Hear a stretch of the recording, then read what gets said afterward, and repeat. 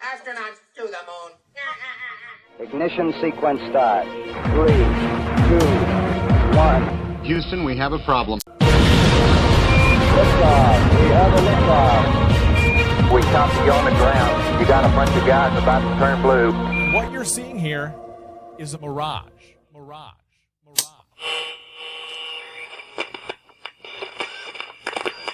T-minus 10, 9, 8, 7, 6, 5. All three engines up and burning. 2, 1, 0, and liftoff. 5, 6, 8, 5. You're listening to The Twisted 10, bringing you original and unique host-created top 10 lists, recorded live in world-famous Cocoa Beach, Florida, with hosts Tack Van Sickle, Adam Poston, Jay Alvarez, and me, Andrea Joy.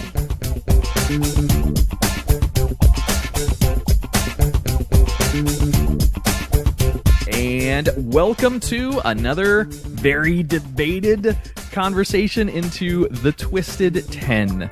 I am Adam. I am one of your normal regular hosts on the show. However, I am not your host for tonight. Sitting over there on the lady chaise. Hi, this is Andrea Joy, and I am not your host tonight. Tack and Jay are both out right now. However, we should have both of them in somewhere in this podcast. However, we've got some guests that have time frames, and we're sticking to their time frames. First, in studio with me down here is a personal friend of mine, and is going to offer a contradictory side of line of questioning for our list tonight. But my good friend Derek Klein, he goes to university, or he's a student at University of Florida. Yep. And you study astronomy and physics? Yeah, a Bachelor of Science in both. Bachelor of Science in both astronomy and physics. All right. And are you hosting tonight, Derek? Should I ask that? I am not hosting. Okay. All right. So for our hosts tonight, and I want to thank the guys from Hysteria 51 for putting me in touch with these two gentlemen on the phone right now. But from Skype, we've got David. He is from the DITRH YouTube channel, also the Flat Earth podcast, as well as Jeran from the Jeranism YouTube channel.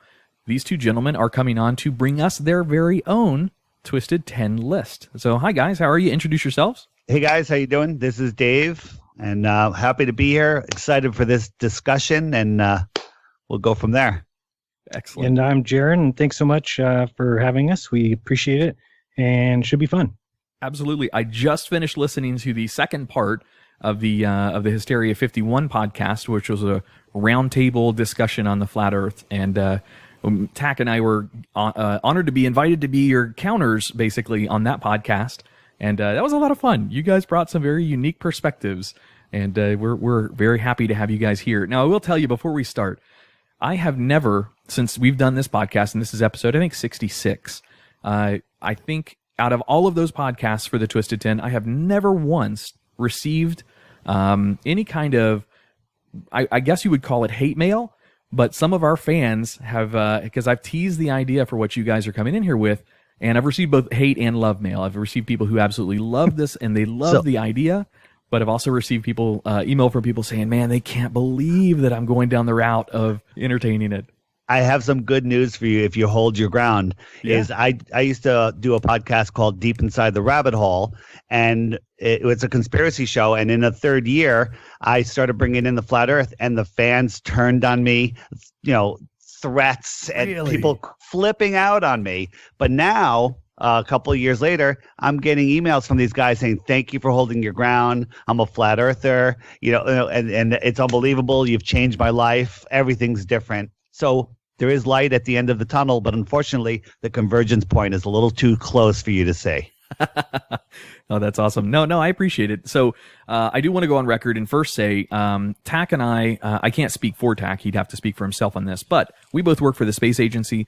I work for NASA. I'm a contractor at NASA. I do IT. Tack is a contractor at SpaceX. He does security. He's a security agent for them. The content of the show that you're about to hear doesn't necessarily represent our views or those views of the employers that we have that actually pay our bills.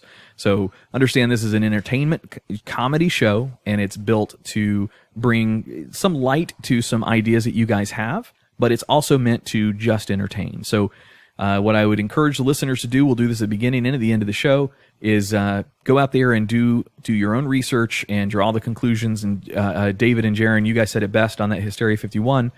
You hope that this inspires some sort of intellectual quest for somebody to go find their own information and draw their own conclusions from it. But I do need to say that my employer isn't making me say this, but I'm saying it anyway, is I don't necessarily hold the views and the opinions that you're going to hear in this show. Those are David and Jeran's and some of their peers in their communities. But all right. One last thing I just want to throw in there. Shoot. If you believe anything that we say, it's just as bad as believing anything else that you've been indoctrinated with. We're just throwing things out there that you may have never have thought of. Then you need to take the time and look into them yourself and make your own judgment. Awesome. Very, very well said. All right. So I'll go over before we start.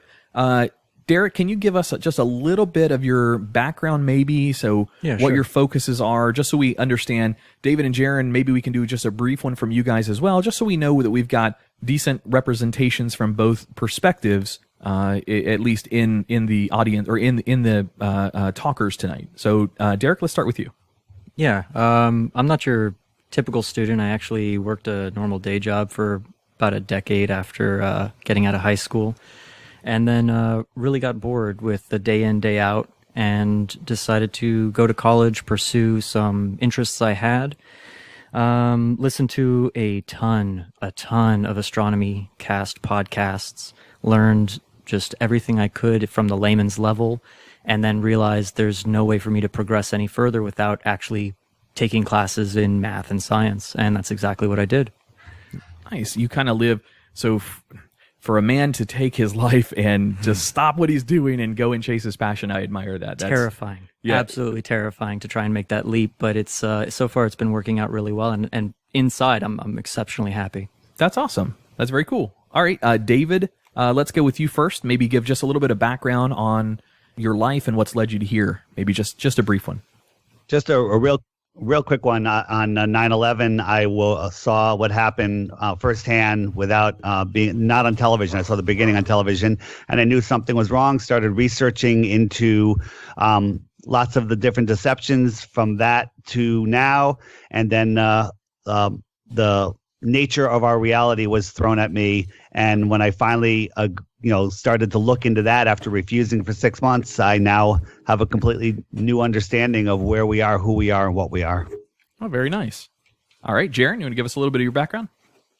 Sure. Yeah, my name is Jeran, and my channel is named Jeranism, which, I started that because it was like me-ism, so David would be like Davidism. Really, it just means to no longer believe things because someone tells you. So I was religious when I grew up, got away from that because I saw it as deception and lies, and went over to atheism and science and saw the same thing there, and really was just frustrated with it all and said, I'm better off just finding my own truth.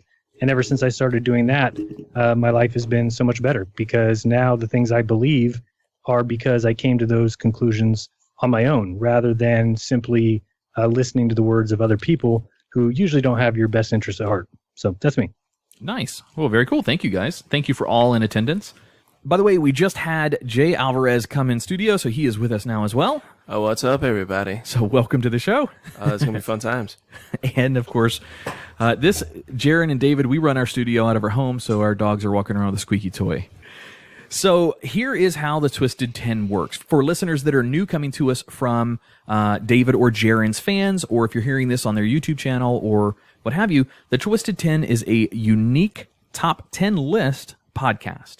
And it's basically a top 10 list on anything that you want to choose from. It could be from best and worst infomercials to best and worst serial killers, or top 10 time travel anecdotes, or you name it, there's a list out there that you're going to like.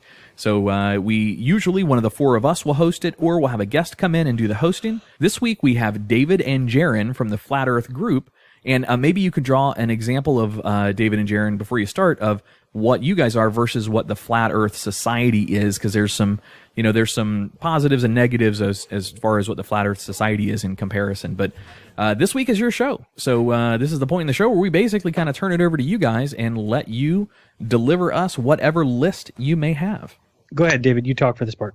So the Flat Earth Society is a government-run, we believe, disinformation site that has ridiculous information on it, and it is meant to capture anybody that starts looking into Flat Earth, show them a couple of things that are interesting, and then throw in a bunch of nonsense so they will just discount it and never look again. And it's very effective because when somebody first hears about the Flat Earth, they will look at the Flat Earth Society that'll show this capped off disk floating in space, and they say that it rises up at 9.8 meters per second, and that's what causes gravity. Well, no Flat Earth researcher believes that, or any of the nonsense on that site. Only ball earthers believe that flat earthers believe that. So anytime you hear the Flat Earth Society, know that that is nothing that we believe, and it is just disinformation. So there's a lot of guys that have been on that forum for 5,000, 7,000 posts for 5 years. It just makes no sense. If somebody believed that strongly in the globe Earth, they wouldn't spend 5 years on a Flat Earth forum just there to basically shoot down any Flat Earth. It's just definitely a propaganda site. So we have nothing to do with them. Okay.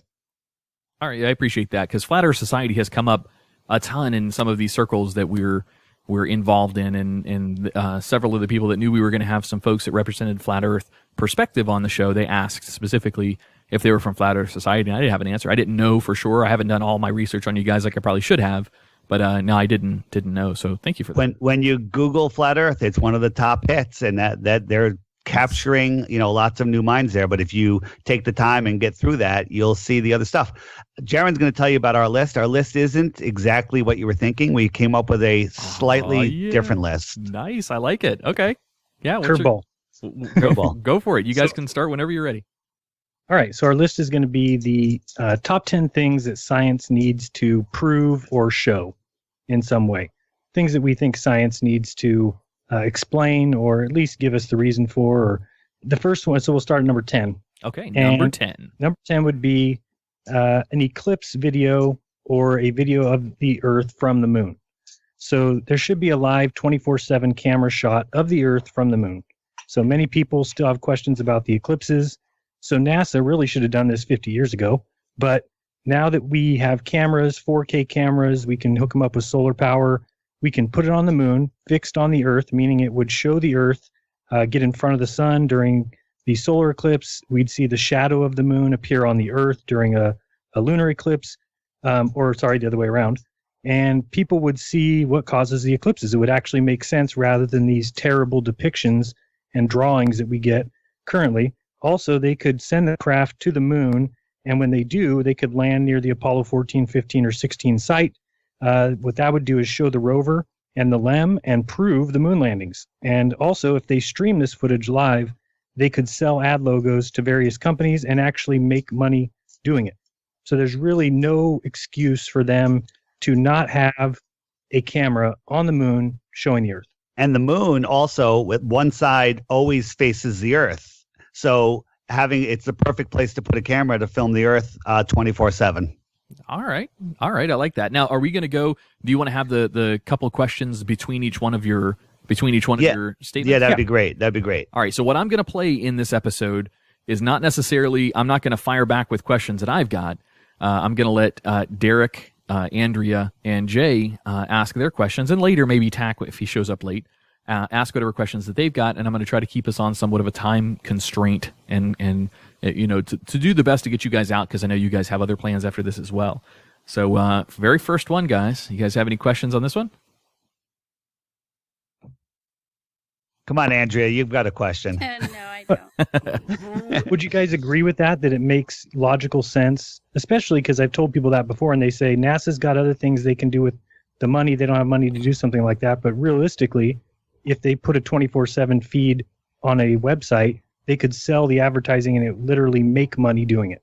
All right. Yeah. Could you imagine what it would look like watching the Earth rise up and block out the sun from the moon's perspective? It would be the highest rated moment on live streaming ever. Oh, I totally agree. And this is Derek, by the way. My only, I guess I have two points to say to that is the first one is who verifies the authenticity of the live feed as you guys are sending it up there, or rather as NASA's sending it up there? Like, there's always a lot of error, or there's a lot of contradiction whenever videos are shown that, oh, that video was faked. Sure. Is it just because it's the live stream that's what ensures? I'll answer that. The answer is filming the Earth with weather patterns and light and backgrounds, stars, if it'll show stars. The hive mind of the internet will tear it apart and find out whether it's real or not. And the reason NASA hasn't faked it is because it's too hard to fake. Is there a reason the live ISS feed on YouTube isn't good for that? Jeran? Yeah, and that's actually going to be one of our numbers, but they don't show a 24/7 video feed. There's not one from the ISS. So well, they promote it all the time on my Facebook feed. Say it again? They promote it all the time on my Facebook feed, and they're like... Yeah, they call it a 24/7 video feed, but it actually lasts about less than 30 minutes and then cuts out for 30 to 45 minutes when it says it's on the dark side of the Earth, which makes no sense to anyone who's thinking about it rationally. So I assume they mean like radio silence, like they don't have a satellite on the far side from the United States. Well, they always say they lose signal on the dark side of the planet. I'm looking forward to the day when we can make phone calls at night. Well, that'll be awesome. Nice. I don't think there is a dark side of the Earth, though, is there, Derek? There's a dark side, but the opposite side of the sun is the dark side, if you believe in the heliocentric model. My understanding of how the dark side of the moon would work in this case, not referencing the album, but more referencing how radio transmissions could not be received once the astronauts on the Apollo missions were circling the moon. That's considered the dark side of the moon because there's zero radio communication ability when you have a planet blocking you. That isn't so that makes more sense. That's more believable. But on Earth, we have satellites all around the Earth, so there should be no reason.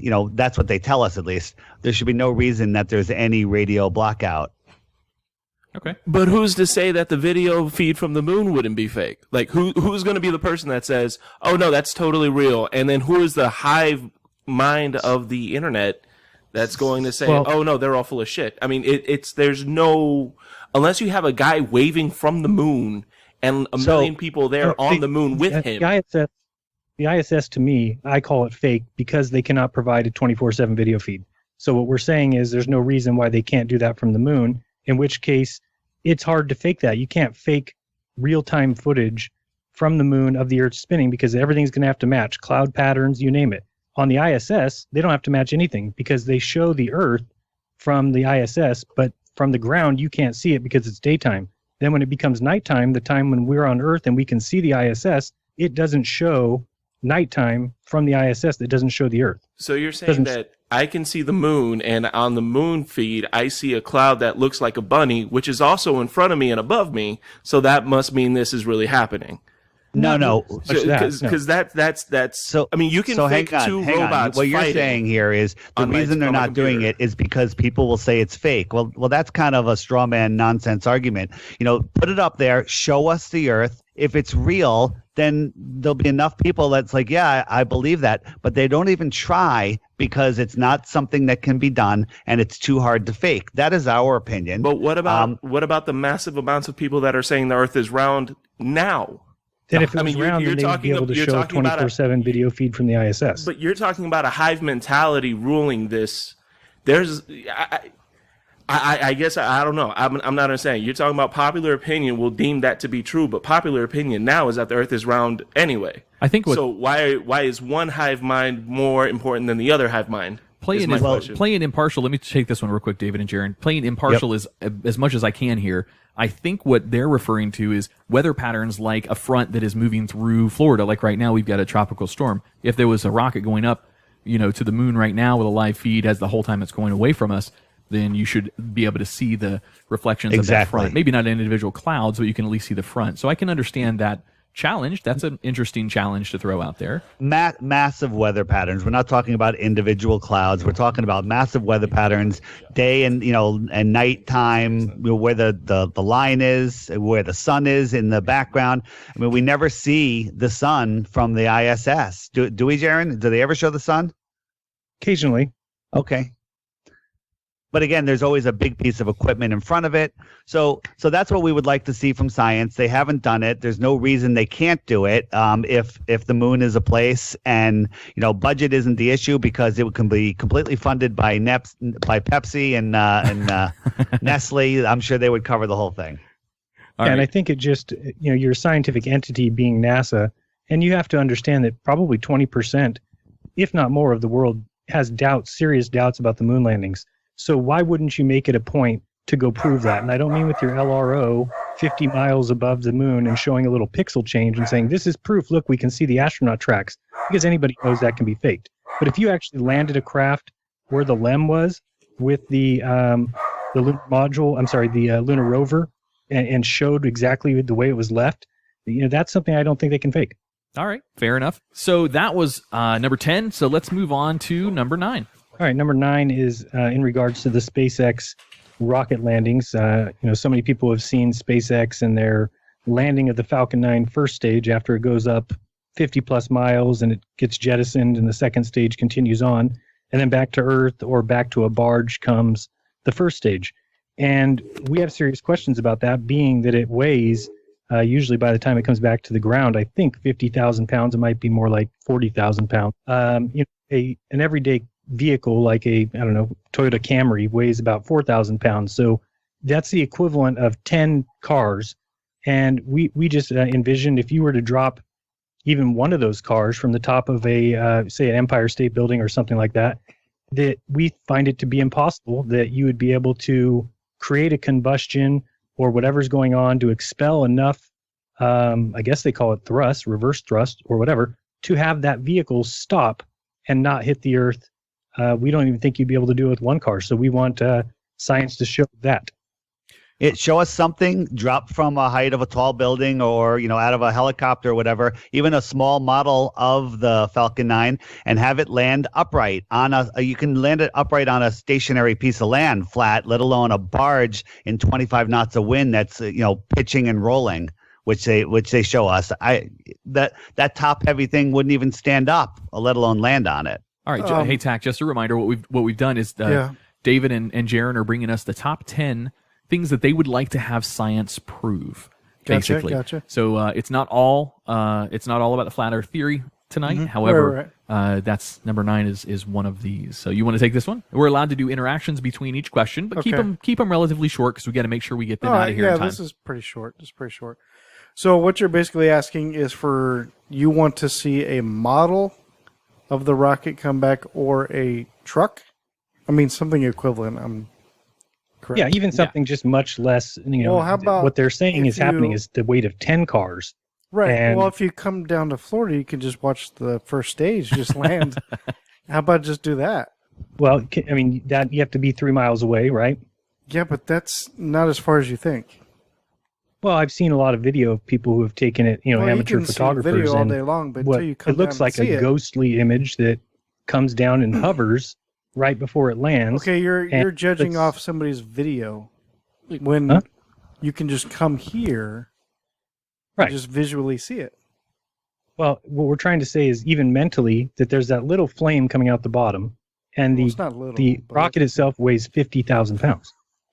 Okay. So what is being? How does that not blow a hole into the ground? If you look at the takeoff of any major rocket, the amount of flame and thrust and smoke that's coming out is massive. And on the way down, we're just seeing this beautiful little blowtorch, smokeless flame come out, and it stops it. And these little tiny puffs from the top of the rocket, which are keeping it upright. And we need that to be proven to us. It doesn't make any sense. It's math, lots of math. So too much math that I can't handle.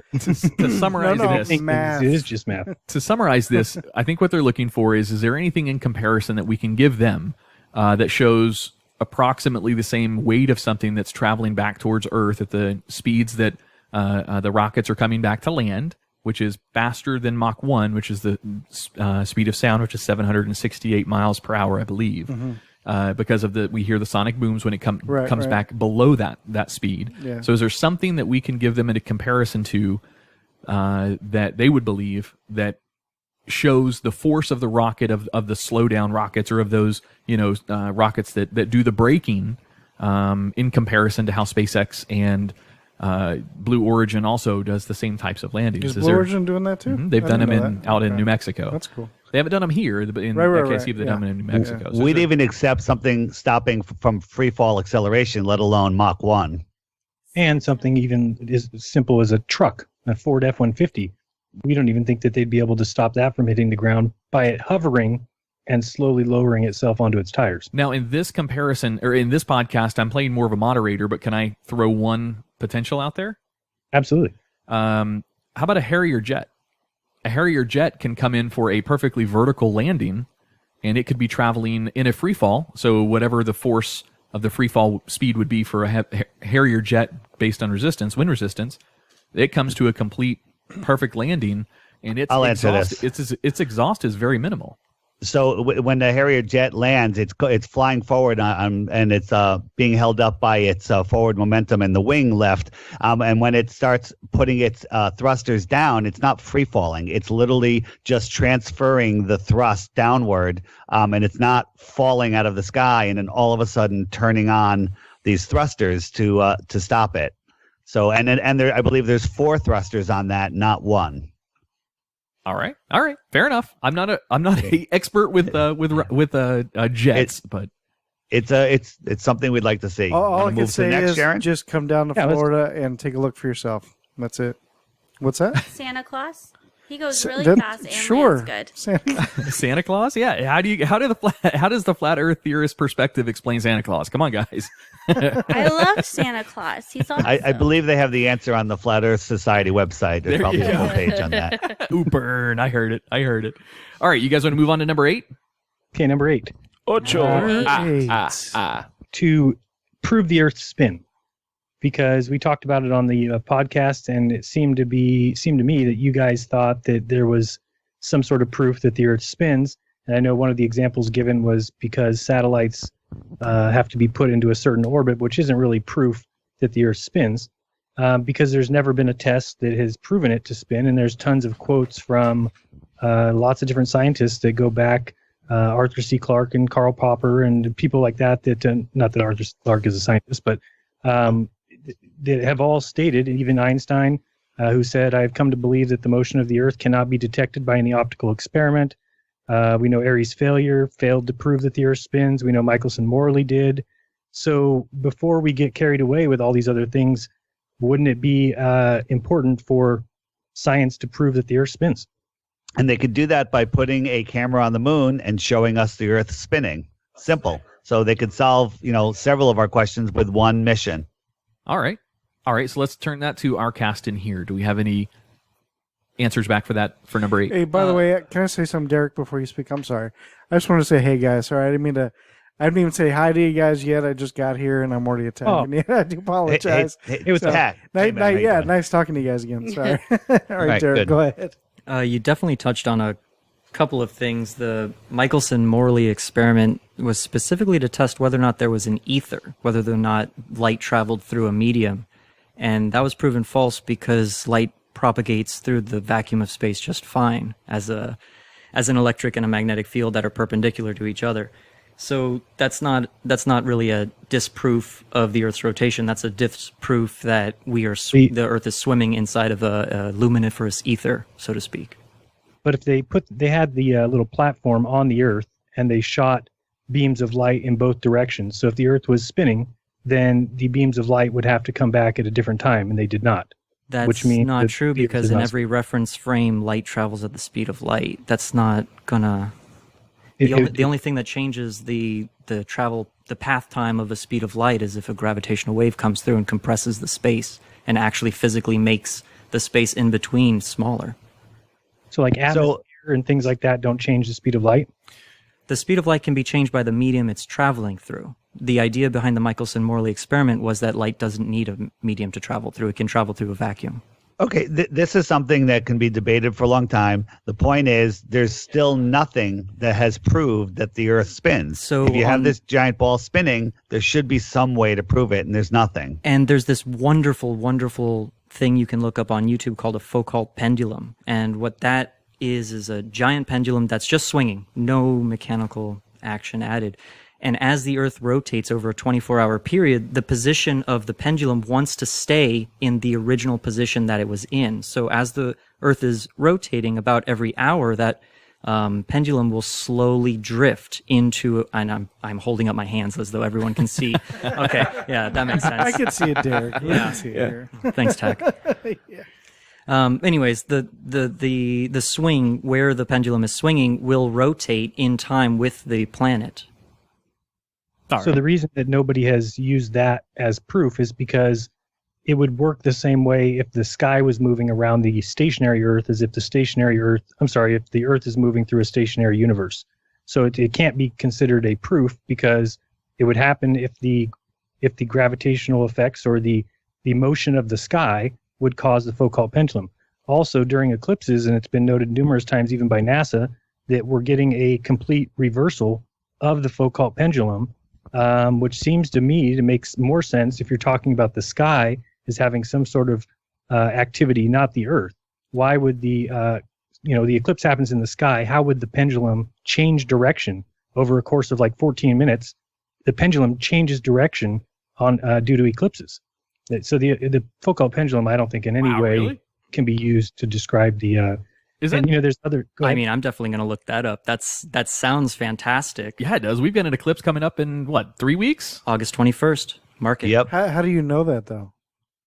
You can look it up. Just look up reversal of the Foucault pendulum. And I was more referring to tests on it as well. I'm sorry. I was talking to Adam during that. Like, how does he know that there's going to be an eclipse? Tax yanking my chains in here in studio. I do want to point out the inconsistency of saying the Earth is an infinite plane, but then it also rotates. All right, fair enough. Let's move on. Let's move on to number 7 at this point. Siete. Right. Number nice. 7.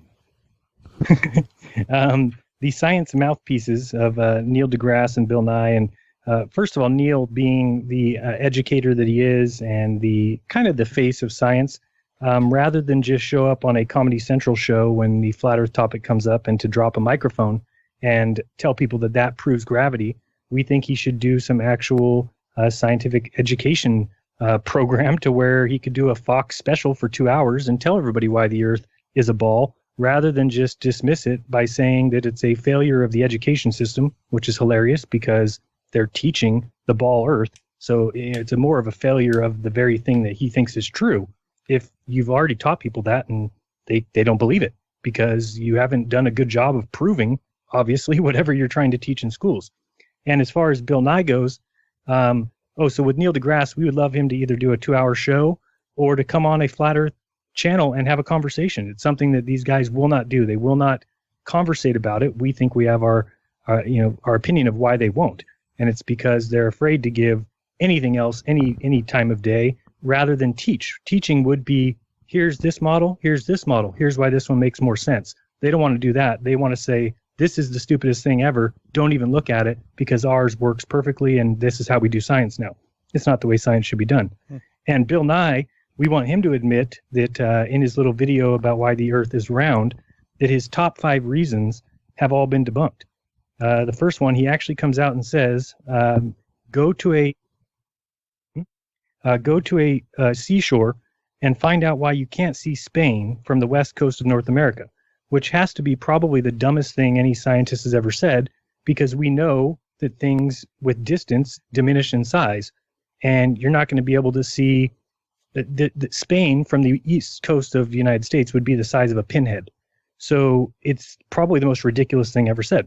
Second thing he said was take a ship, go out to the sea, and you can't see infinitely far, which again is ridiculous because nobody can see infinitely far, and you're looking through tons of atmosphere and mist and dust and smoke and smog and fog, and of course you can't see infinitely far.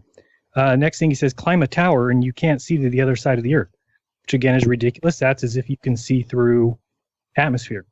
The other thing he says is that the pics of the Earth from space cannot be fake because just to do the paperwork that NASA has done to send people to space would make faking it prohibitively expensive, which is again one of the most ridiculous things anybody's ever said. And then the final thing is Eratosthenes. They tell us about this, and everybody's heard this story of the guy from 275 BC who set up the 2 sticks and the light, and was able to calculate the size of the Earth. But the whole story doesn't make sense. In 325 BC, they thought that the sun went around the earth. So in order to have that story be true, he must have assumed that the sun was an infinite distance away. If it's an infinite distance away, then anybody intelligent would never assume that the infinite distance sun goes around the earth in one day. It's absolutely preposterous. Plus, they see crepuscular rays in the sky. We see them and they look clearly like the sun is close, but we're told they're parallel lines. Who would have told Eratosthenes that the sun rays were parallel? There's no possible way that story is true. And even if it was true, a close local sun and small would cause the same effects on a flat earth. So it's funny that they keep bringing it up as if it's proof of a globe when it's absolutely not. He also says that ships that go over the horizon prove the Earth is curved. That's like his top one. But we've proven, it just goes out of your ability to see because it gets so small that angle of resolution is something our eyes can't see. But you take out your super zoom camera or a small telescope, and boom, there's the entire ship again that completely disappeared over the horizon, proving that curvature is not why it went away. All right. You guys put a lot into number 7. So let's see. Yeah. I think you started it off by saying that some of what a lot of fans of science call their heroes, like Neil deGrasse Tyson. Let me summarize. I'm sorry to interrupt. No, that's Adam. okay. Neil drops microphones and says that we already know it's flat. Don't look. We already know it's round. Don't look. And the top 5 proofs that Bill Nye always says have completely been proven to be false. So we want them to admit it or show us how we're wrong. That's all. I think that's pretty fair. All right. I don't have a problem with that. On the line with us right now is Neil deGrasse Tyson. No, I'm just kidding. That's something that we can't exactly debate from here. However, I do think we've got a couple of points to bring up. We can't enforce, at least from our side, we can't defend really those guys. I'd like to see that too. I would too, absolutely. So, yeah. I'd love to. I think one of the issues is that by them actually acknowledging that, they need to come up with a proof or they need to appear. Well, the proofs that they've come up with have been debunked, but they refuse to look at it. I mean, it's clearly, unquestionably been debunked, but they still use them as their proofs. And we just think science is about education. So if you're so confident in your model, then you would go on a 2-hour Fox show and you would teach us all. That's how you get the truth across. You show it, you model it, and then everybody comes out better on the other side. Instead, you've got flat earthers who are basically throwing a lot of stuff at the wall, seeing what sticks because there's nobody from the scientific community because that's why we think it's a religion. They act exactly like religious people would, that you cannot question the dogmatic book of Newton's laws. You can't question it. I think Derek was still talking. Okay. Let's try not to talk over each other. Please. No, it's fine. It's fine. Tacky starting fights over here. What's going on, Tacky? No. I want to make sure that we stay on the structure. And Yeah, they definitely are going to be more hesitant to appear on a show or appear on a podcast, whatever it is, because simply by acknowledging it, that leaves open the door that this can be interpreted in that way. And I think that that's what they're trying to avoid. Well, that's right. kind of silly. If they just came on and to teach us how we're wrong, that's what their job is, But Neil says his job is to what's that quote, Jeran? My job is to keep everybody confused. He said some crazy quote like that. One last thing is Eratosthenes. We're doing a little more research into it, but it appears that Eratosthenes didn't appear in any literature until the mid-1900s. There's no old books about Eratosthenes. And Jeran, who was the other guy that was in the same village as Eratosthenes? I could find out. I think it's Herodotus or it's like Jeran, one of those guys Paul that or John also lived in Alexandria and was about 50 to 75 years after Eratosthenes and studied the exact same things, geometry, mathematics. And in his books, he never mentions Eratosthenes, which is ridiculous. He's in the same city as the guy who supposedly figured out the dimensions of the earth. It just doesn't make any sense that that person would write books where he's referencing many people, but never references Eratosthenes. It's almost as if he didn't exist. We better move on to the next question. Well, hang on. You guys got one more question. Before we go to the next one, Derek, did you wrap up what you wanted to say for that one? The Eratosthenes thing is fantastic. I think that that's one of the simplest ways to show that, if not that the Earth is round, that at least there is a difference in the angle of the sun when measured at different latitudes. So let me just quickly explain, because this is a simple one. Pretend your desk is the flat Earth. Get 2 pens, hold them, arms width apart, shoulder width apart, pointing straight up, and then get a sun, a light bulb or whatever, and put it 2 feet over the pen on the right. The pen on the right will have no shadow, and the pen on the left will have a shadow. Just like Aristophanes said, it has to be curved. It doesn't have to be curved when you have a local small sun. So you've been indoctrinated to believe that by Carl Sagan and everyone else that's thrown it out there, that is the only way it works, and it doesn't work. It also works on a flat Earth with a close sun. I've done some of my own research, and I do have one question. So then how high up is the sun? Well, it's kind of something that, it's something that really can't be measured, because I don't think that the sun is a physical ball like we're taught. It certainly seems to be like a reflection, just like you would be standing at a beach, and you might be 1,000 yards from somebody else at the beach, and you each would be looking at a reflection come to your feet, but you would not see the other person's reflection.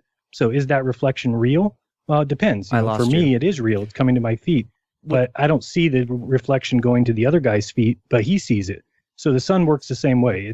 It's basically presents itself, or you might call it renders itself individually for each person. Yeah, Derek, what he's referring to there are converging lines on the horizon, or the perspective of the viewing of the sun, the reflections of the sun coming to each person. So 1,000 feet away from each other, you're each going to have a reflection that looks to have the sun reflecting to you. It's just a perspective question, and that's a rabbit hole in itself. Right. If it's a rabbit hole I don't want to go into, I don't understand how I can hold my hand out and there's a shadow, and we all agree there's a shadow under it, and there's only one sun because of that. I'm not following you where there's multiple suns or one individual sun per person. Each of those people would hold their hand out and see the shadow, but there would be a reflection on the water that is. I'm not talking about water. Well, he is in his comparison here. He's showing the reflection angle to the perspective of the person that's viewing it is different. Like for example, the atmosphere would work the same way. The atmosphere is kind of a liquid. That's even what they say. So if the sun were outside of this atmosphere shining through, then it would render itself in a different position for two different people. And it's the same thing. Heliocentrism can't triangulate the sun either. So, they try and demand that flat earthers triangulate the sun to get the distance, but that certainly isn't how heliocentrism gets the distance of the sun. And I think I heard an announcement even just today that NASA is claiming that the sun may be bigger than they expected, which throws everything off. Did you hear that, Jeran? Yeah, I heard it yesterday. I don't know how much bigger. Right. But and even Vsauce, he's really the only one that I've heard explain it right when he said that, the Aristophanes thing, does it prove? And he said no, because if the sun was 3,000 miles high and 32 miles in diameter, the mathematics works out exactly the same on a flat plane. I've heard that similar thing too. Interesting. But we don't believe that the sun is 3,000 miles high. We believe that it's relative to everyone's position and much closer. But if we need to move on if we're going to make it through the list. Okay. Yeah, you guys got it right. Yeah, let's move on. So that was number 7. So you guys are now on number 6. Number 6. Number 6 is the Canigou Mountain from Aloche, France. It's basically one of the world records for the furthest distance seen. It's about 160 miles, which it's from 1,000-foot observation point, and the mountain itself is 8,000 feet high. It should be 2 miles behind the curvature of the Earth, but it is shown twice a year when the sun sets behind it. And you're not actually seeing that particular mountain. We know that because the light would not reach your eyes. What you're seeing is the sun setting behind it, so you get the silhouette of the mountain. So science tells us that is from refraction, basically saying that the mountain is lifted up 2 miles from behind a curvature and then shown to us, when that simply, it just doesn't make sense. The whole idea of refraction, we don't see it from the ISS, when clearly the ISS is in the least dense atmosphere, looking at the sunrise from behind the Earth, which would be looking through the atmosphere, which should be the most amount of refraction. You're looking from no density to heavy density, but we don't see refraction there. So they just kind of pick and choose when they want to use it. We want them to explain why we can see mountains 160 miles away, which should be clearly impossible on a globe. And the reason you only see it twice a year is because there's a difference between source light coming from the sun and reflected light, which is daily, light that's bouncing off of something. So during the day, those mountains are lit up, and the light, comes to our eyes, as we're told, is how we see. But there's so much atmosphere in between, it basically turns into sky, and that light can't get to us. But the sun is much more powerful and can burn through that, and you can see the sun much farther. So twice a year, when the sun is lined up right behind that mountain, you can see the silhouette of it perfectly clear without question. All right, that's a pretty good challenge to science. It's Tack, what do you say? similar to like the Chicago skyline as well. It's another thing you see twice a year when the sun hits just right with the water and all that. So yeah, I've seen the videos of that as well. I don't know all the science behind it. I'm not a science guy. I don't know all the science how that works. I know it's similar to like when you stick a straw in a glass of water and that straw looks bent. It's The index of refraction. That's changing mediums. Right. That's I gotcha. But I'm not a science guy. But I'm relating to your story. Like I know the Chicago skyline does that too. So. Yeah, that's 60 miles though, or 50 miles, and the Alouche, France to Canigao is 160 miles. So, I mean, that's without question a major issue. And there's actually people that all travel to go see it because it happens on the same 2 days. So it's not an atmospheric thing. It's not when the weather conditions are right. It happens when the sun sets at an exact angle that it gets behind that mountain range. All right. Derek, Jay, Andrea, any of you guys have any questions on this one?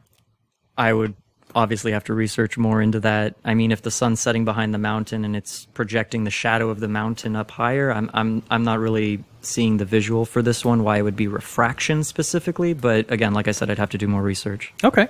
These are good challenges back to science from a flat earth perspective that they want, if we could prove, I say we, as in me and you guys in the room, it's really as science could prove that they're looking for these answers. And I know that our listeners out there are going, why didn't you say this formula or this equation? Because we don't know. Yeah, we are encouraging our listeners to also, in the show notes or in the comment section below the Facebook post or what have you for this episode, please add in commentary, add in your insight into this, and also understand that Jeran and David are our guests, and we've invited them on here to do this and share their questions and share their insight into life. So if you don't know it, we don't know the answer, and if you know the answers, please make a video and say, here's the 10 things that the flat earthers questioned answered. That'd be awesome. Right. And also, if you have a question or an objection or something, just write it nicely on your Facebook, on the Facebook page, Adam. I'm sure there'll be a post when you post this podcast. You got it. And we'll try to, look at it and give you our answer. And then you could weigh our answer and either throw it out or ask another question. Perfect. I love it. So that one was number 7. Was that number 7, right? So the one we just did? Yes. I think that was 6. That was 6. That was 6, yeah. Oh, that was 6. Yeah. All right. We're at a point in the podcast where we're going to take a break in studio. You're going to hear a little bit of music from our favorite DJ and friend of the show, DJ Gil Lugo. He plays most of our break music and our intro and outro kind of music. So you're going to hear something from him and a little bit from our sponsors of our show. Give us a few minutes, guys, and we will be right back.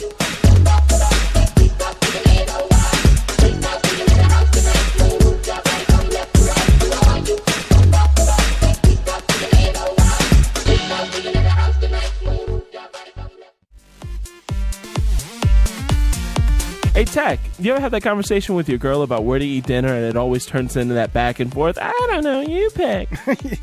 Yeah, every once in a while, yeah. Yeah, well, I've got an answer for you next time that comes up. Oh, yeah? Where at? The Salty Fox in Melbourne off of O'Galley Boulevard. Oh, nice. I've actually been there, and the food was pretty awesome. Hell yeah, it was.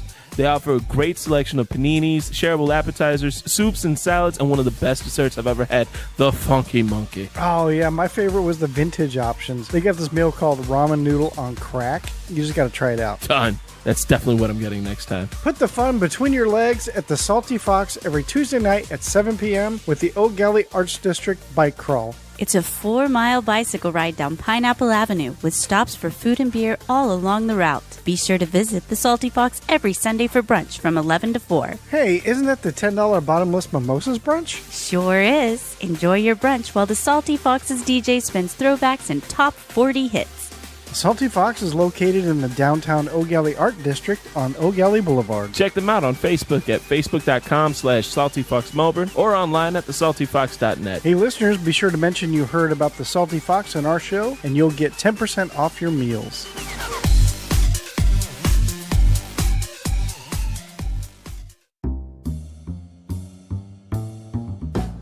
Village Idiot Pub. You locals know about it. You guys from out of town have to check them out. Village Idiot Pub is now a proud sponsor with Living Podcariously and the Twisted 10 podcasts. It's more than just about commercials, though. The cast here will be taking our show on the road to Village Idiot to record some episodes as well as hold events.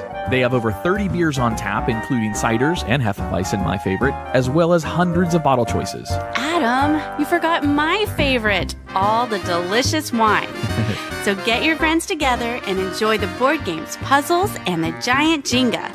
Let the owner, Jason, as well as the rest of the staff there, take excellent care of your beer drinking needs. Mention either one of our shows to the staff and get 10% off your tab. Tuesday is open mic, Wednesday is trivia, Thursday is karaoke, Friday and Saturday night are live music. Visit them at 4 Harrison Street, Suite 103, Cocoa, Florida, or Village Idiot Pub on Facebook. And don't forget, they are a dog-friendly location, so bring your friends, family, and fur babies.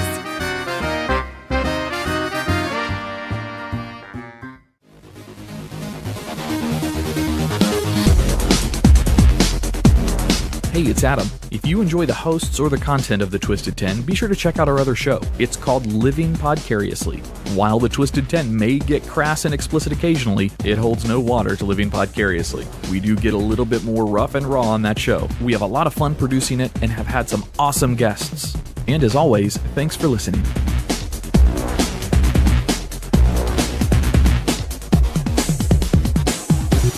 All right, welcome back to the Twisted 10. And this week is, man, it's a lot of fun. It's some very interesting perspectives, and we thank you guys very much for joining us on the show this week. If you guys don't mind, you guys are doing the top 10 desires for scientific proof, like basically experiments or interactions you would like to see happen from the flat Earth perspective viewpoint. So not necessarily the top 10 reasons why the Earth is flat, but the top 10 things you would like to see happen that would potentially prove the Earth is flat. So can you do me a favor and give us the rundown of 10 through 6? And then we'll start off on number 5 here in a minute. Sure. 10 was film the Earth from the moon. 9 was SpaceX modeling their rocket landing. 8 was prove the Earth spins. 7 was Neil deGrasse to actually do some educating and Bill Nye to stop educating. And 6 was Canigou Mountain from Aloche, France, the 160-mile observation, which shouldn't be observed. Okay. All right. Good summary of your first 5. So let's go to number 5. Number 5. Cinco. So number 5 is circumnavigation of the Earth, because we know that there's been literally billions of people who have circumnavigated east-west, and currently there are, depending on who you ask, 1, 2, or 3 people that have circumnavigated north-south. And the one who did it first, it took 5 years, and he's a cousin of the Queen, Freemason, somebody who's been accused multiple times of faking injuries during these expeditions. And then also in December 2014, when I was just really getting into flat Earth research, I saw that there was a man attempting to fly from North America down to Uruguay, then Chile. Then he was going to fly over the South Pole, land in New Zealand, then New Zealand to Alaska, Alaska to the North Pole, and then back to the United States. This was to set the record for north-south circumnavigation by a plane. And the journey was going to be tracked by a thing called spider tracks, which I guess you attach to the plane or something, and you can watch it live. So I was really interested in it. Of course, it took like a week or longer, because it's a little tiny plane and it barely is 10,000 feet off the ground, so it doesn't go very fast. But when I watched it, I was really interested in when he flew over the South Pole. So we saw him leave Brazil. He went to the South Pole and then immediately turned around and went back to Brazil. When he got to Brazil, he then left Brazil and went to New Zealand, then from New Zealand up. So I kind of gave up on it. Like, well, this guy didn't do what he was supposed to do. He reported that the weather was really bad at the South Pole and there was a headwind, so he wouldn't have been able to make it to New Zealand. So I kind of discounted it. But lo and behold, when he got home, they gave him the record for north-south circumnavigation when he clearly didn't do what he's supposed to do. So to me, that was one of the biggest evidences for me. Why is there no north-south circumnavigation? Why can't they just they did a solar plane recently that flew nonstop east-west circumnavigation, but it certainly seems like when you look at the two models, the globe and the flat Earth absolutely says that there is no such thing as a north-south circumnavigation. And that kind of makes sense when you look at the numbers that literally billions of people have circumnavigated east-west and 1, 2, or 3 have circumnavigated north-south. What do you do in case of an emergency? East-west. East is not a straight line, nor is west. They are both curving lines, circles around a center point, which we call the magnetic north. So east, when you're going west, you have to constantly correct to the right, to the north, to maintain your heading. Now, lots of ball Earth believers will say this is ridiculous. Planes don't do that, but the pilot wouldn't even know. Ships captains have noted that they have to keep changing their course to keep their dead reckoning of east or west. But the truth is, even on a ball Earth, you would have to do that. If the Earth was a ball, which is ridiculous, to maintain your east or west heading around the North Pole, you would have to constantly turn your course. So it works on both. All right. Jay. So there you go. Jay had a follow-up question on that. So just being practical about flying north-south and circumnavigating that way, what do you do if you're in an emergency? I mean, flying east to west, you're going over like, for the most part, places that are habitated, places that are, I can't even think of my words right now. Land? You're going over land. You're going over land. You're going over land where people live that can help if there's an emergency. Yeah, you have oceans, and yeah, there's always some kind of risk. But if I'm flying around the Earth and I'm trying to circumnavigate, I'm not going to set myself up to have to go over the North Pole and South Pole, because if I have an emergency, I'm more than likely, I have more chances of actually dying. Like, I'm going to give myself the best shot of surviving this trip. I mean, it makes more sense to me that they don't, because anybody that would, I'm like, you're a crazy person. Best of luck to you. But you're setting yourself up for a lot of failure. Hey, Jeran and David, would a drone flight? Would your group accept data that comes out of a drone flight doing that same path? Would that? I don't think a drone could really. Well, they have the solar drone that went east-west, and I didn't have to have a pilot though. I don't know that one. I don't know that experiment. That thing. But yeah, if there is such thing, yeah, as long as it could be tracked and it would have to be something that could be seen from the ground so that it could be verified that what was being tracked. You can't just give us numbers on a computer screen and say that it means that the plane's flying. You would have to have verification that somebody says, okay, I see the thing flying in the air, and this thing says it's right above my head at this time, so it is correct. But yeah, that would be okay. So there's flights that go across pretty big oceans. If you took a flight from Chile over the South Pole to New Zealand, how far is that, Jeran? How far is that on a globe? Well, that's several thousand miles, but you're also not in sub-zero temperature. Like, you actually have half a chance of surviving that. If you get stuck in the water and you're stranded, you're not going to die of hypothermia because it's not 5 degrees. We have astronauts going up into space, rockets going all over the place. Just send one around the South Pole just once, and prove that it was done. And it isn't done. I mean, if you look at southern flights in the deep South, they don't just go around the bottom of the globe.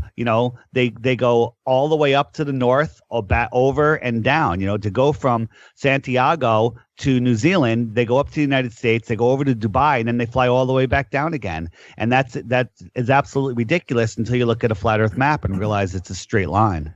To ask, I want to follow up with one quick question on that. If I circumnavigated east-west on a flat Earth model, and I pick the distance that's equidistant north of the equator as it is equidistant south of the equator, let's say around... Adam? Yeah. You want to think that statement over again? Equidistant north of the equator? Yeah. And south of the equator? He's saying the equator's in the middle. I want the same number of degrees of latitude north and the same number of degrees latitude south, right? Yeah, I got you. Yeah, I'm sorry about that. I don't know the sciencey terms you guys do. I'm just saying, all right, let's say you picked New York, for example. All right, let's pick the longitude and latitude of New York, all right, wherever that point is, and then get the same distance from the equator, but in the southern hemisphere, wherever the hell that might be. And then you did an east-west beginning and end for both. In a flat Earth model, the time it would take to go from New York, then circumnavigate right back to New York, would be exponentially less than the time it would take in the southern hemisphere to go that same path. So in your flat Earth model, wouldn't that take literally 3 times or 4 times as long to travel that? Adam? Yeah. Yes, it would. Oh, okay. Well, all right. Well, on that note, we win. I don't. All right. Just kidding. No, I would be curious to see, because I would like to see that actually happen. I would like to see the time it takes to go from one place to another on that model. That's true. That these flat Earth model definitely calls for these, Tropic of Cancer to be shorter than the Tropic of Capricorn. Okay. What shape is Australia in the flat Earth model? Is it just this long, thin spaghetti hot dog? What shape is it in the Gales-Peter map? Everything that we look at is a projection, so it's not the Mercator map is a projection. You look at Greenland and it looks to be almost the same size as Africa when it's 1/14 the size. Yeah. So yeah, I've seen a globe, like a school globe, and I assume that the projection on that is an accurate depiction, minus the mountains and stuff that they like to upraise on them. So You say it's accurate or inaccurate? Well, it's the problem with projections is that you're trying to project a 3D surface onto a 2D surface. That's the issue with a projection. If the world is flat, there's no need for a projection because everything's already flat. Right. You just say we it don't, exactly we don't how it have is. 100% accurate map, and neither do you.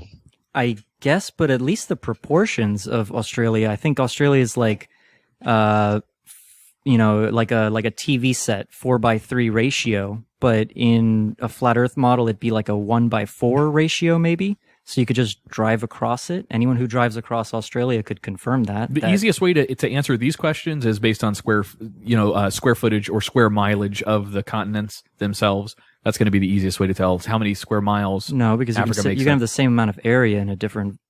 So with different side again, length this of is a sides. whole nother show. That You're right. The lines of longitude are, we don't believe that they're straight lines. The flat Earth map that we go by is as accurate as some of the globe projections.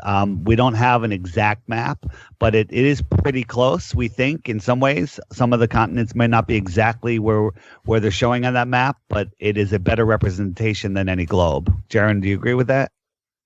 Yeah, I think that they're going to make the globe work, and the only difference is with the flat Earth map is the kind of what you were saying earlier when you said that the Tropic of Cancer is going to be shorter than the Capricorn. So it's the same thing on the globe.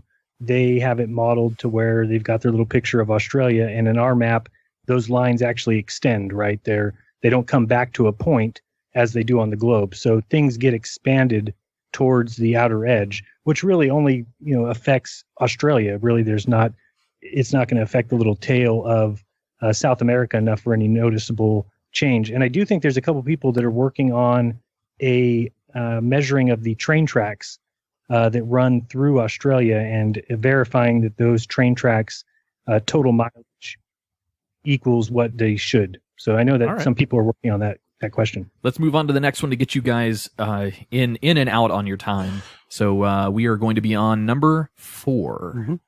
Number 4 is an interesting. Oh, go ahead. Jeez, yeah, I keep forgetting. We don't get much as the way of interaction anymore. All right, go ahead, guys.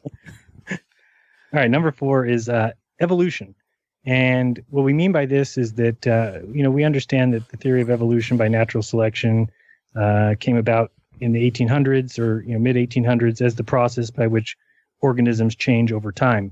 The problem is, from our vantage point and most flat earthers' vantage point, that we have yet to be explained how exactly any group of, let's say, humans could evolve. Even people like Richard Dawkins cannot explain it. Nobody has been able to explain it. Meaning, we'll just ask you, if there's a group of 100 human beings, and there's going to be some sort of evolution to where we become some sort of new species, how would that transition take place? Because no matter how you look at it, it couldn't possibly happen. If it's over time, they say that over time it happens. Well, it must happen at birth or during an organism's life. And either way doesn't make sense, because once you had the new species appear, then it could not have any relationship with anybody that existed with it. So it would die out. how is it going to find another species of its same type, meaning somebody else evolved at the same time? Then they would have a child, but then that child would just die because it's not going to be able to procreate with another unless somebody else also changed species. So evolution absolutely is one of the worst things in science to be taught as a fact in educational centers, universities, grade school, high school, when it is the most nonsense theory of all time. It helps in other areas, but it certainly cannot describe how any species can change to another species. All right. Wouldn't we have changed into another species again? Why are we staying human if we were monkeys? You know what? That's a fair question. All right, we're going to. I believe in creation, we were apes. so. We were apes. I not monkeys. wasn't. Andrea is a unique perspective in our cast because she is a creationist. So she's a very, very firm believer in that. Most of the rest of us, I believe, are either agnostic, atheist, or somewhere in between some of those. Mm-hmm. I'm an agnostic theist, which is even more peculiar. But I mean, the heliocentric model of evolution is, once there was nothing, it exploded into everything. And then, all of this life just evolved from pond scum to humans. I could actually buy all of that. But a pineapple, where did that come from? All right. None of us are scientists to that level, but let's at least answer to our ability the best that we can. But keep in mind, we're on a tight schedule, so maybe a short 1 minute answer out of you guys if you've got one. Wow, that's a lot to take in. Evolution. I mean, you guys have clearly made this argument to other people who have told you the layman's understanding and propagated the common talking points, I guess, of evolution. You gave the example of 100 humans, and I know that 100 humans is too few to have a breeding population. So you couldn't just have 100 humans, is what I'm trying to say. You could have 1 million humans, and then that group has enough genetic diversity and interconnectedness in order to slowly, over time, have their children not die of a certain thing, and that not dying of a certain thing means that those genes are propagated to the future children. So over a very, small incremental changes, all of a sudden we aren't dying from this one thing more than another. And it's difficult to comprehend the numbers involved, but there's millions of years in which this can happen. We've been in our current human forms for something around 1 million years. There's not too much change, but there's definitely a lot more change than 10 million years ago. Did I say that backwards? Okay. No, I said that backwards. No, I think it's pretty fair. Jay, Tack, Andrew, you guys have anything? Yeah. Well, if you want to talk about just basic evolution, or are we only specifically talking about humans? Well, that's just an easy thing to describe, because even what was just described over thousands of years or whatever, millions of years, whatever, how could there be a new species emerge that would be able to have sexual relations with another of the same species to continue that species? It just couldn't possibly happen. But the species never went anywhere. It was the same species the whole time. So isn't the definition of like a new species means you can't procreate with the former species? I think the scientific definition is that, yes, they branch off, and then all of a sudden, because you've changed so much, you can't go back. But I mean, It's the same with dogs. Thing is that have to happen in unison, because if you can't have relations with your mother's generation, then there has to be somebody who evolved at the exact same time as you, and then you have to meet that person. You have to have sexual relations with that person, and then your child needs to also meet somebody who also had the same thing happen. You still have enough similar genetic code, though. The genetics aren't that far off. You give it a couple of 100,000 years, and maybe possibly. But if you're talking one generation to the next, you're still sharing a lot of genetic code. Like, there's no reason why that wouldn't be a thing. Yeah, this isn't something that happens one generation, and then all of a sudden, I'm looking at a dog that's a mix between two different species right now. That happens. My name is Adam, Jay. I'd appreciate to be addressed by Adam. And these came from wolves. And well, dogs are the same species. They're canines. They're not different species. Yeah, I think they mean the species as in species, genus, phylum.